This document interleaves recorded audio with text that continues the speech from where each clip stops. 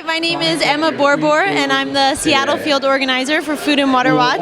I'm out here today at the VegFest collecting signatures in support of I-522. We are trying to get signatures in support of the ballot initiative to label genetically engineered food. Last Thursday, Food and Water Watch hosted the Right to Know GE Food Forum. It was essentially a community forum for voters to get out early and get the facts they need about genetically engineered food. We know, as we saw in California, we're just going to be bombarded with a lot of misinformation through TV ads paid for by corporations like Monsanto. We want to make sure consumers get the facts they need to stand up for their right to know. And we had a panel with a few different experts on the issue giving different perspectives on genetically engineered food. So we had Trudy Bialik give us an intro of the campaign. She's from PCC Markets and also is a leading force behind the Yes on 522 campaign. We also got the perspective from Michaela Preskel, who's the state advocate for Washburn, and she was essentially talking about the issues of corporate control over our food system and how that over time has stopped labeling from being passed. We also had Chris Bell giving a different perspective from Pike Place Fish. He was talking about GE salmon and how that's slated for approval by the FDA. It would be the first genetically engineered animal for human consumption. So he was there talking about that, and then if that comes on the market, why we would need labeling. The fourth person on the panel was Joe Rogoff, the Northwest Regional President of Whole Foods, explaining their recent announcement to label all genetically engineered foods in their store by 2018, and essentially talking about how it just came from a consumer mandate, that consumers wanted this to happen, they wanted the right to know.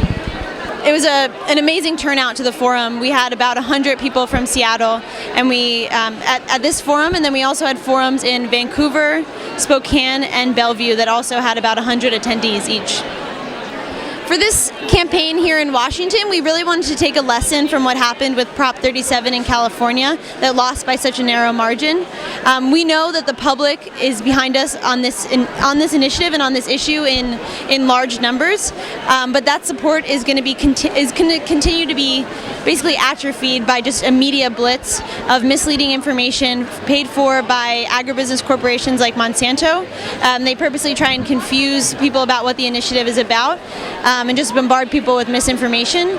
So on this campaign, we really want to start early and make sure that the grassroots support is large enough. So we have a model of having field organizers in different cities around Washington. And now we started as early as January to really start from our bases, places like Seattle, and then once we build up strong groups there, we're going to move out to the rest of Washington and make sure that everybody hears the grassroots message of people have the right to know what's in the food they're eating. To make sure we're all on the same page with the definition of genetically engineered food, we're not talking about the technique that farmers have used in the fields for centuries. We're talking about food that's actually created in a lab. And these foods are typically funded by large chemical corporations to either be resistant to herbicides or actually produce their own pesticides internally, and this is done through the technique of taking a gene from one species and inserting it into another species. Our main argument of why we need labeling for these foods is genetically engineered food is largely untested. There's been no long-term independent health testing, and we just want to make sure that consumers have the right to know what they're putting in their bodies and feeding their families when there's been no health testing done on these foods. Genetically engineered foods are largely untested because the organisms themselves are patented. So these corporations maintain control over the testing of these foods by taking advantage of these patents and not allowing independent scientists to do health testing on the foods. So what we have here is a situation of corporations regulating themselves, and it's essentially like having the tobacco industry tell you that cigarettes are okay for you, and they've done the science.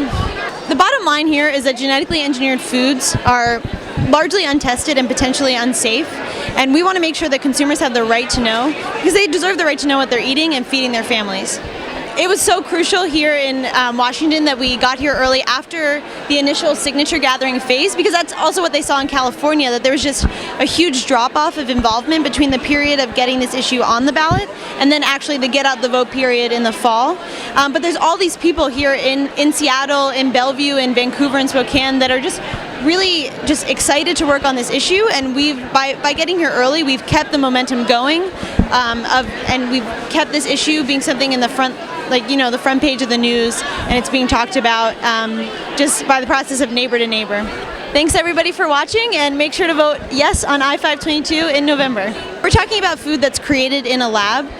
Typically, this work is funded by large... Sorry, I like to talk with my hands and I want to put this down. Let me start over because I keep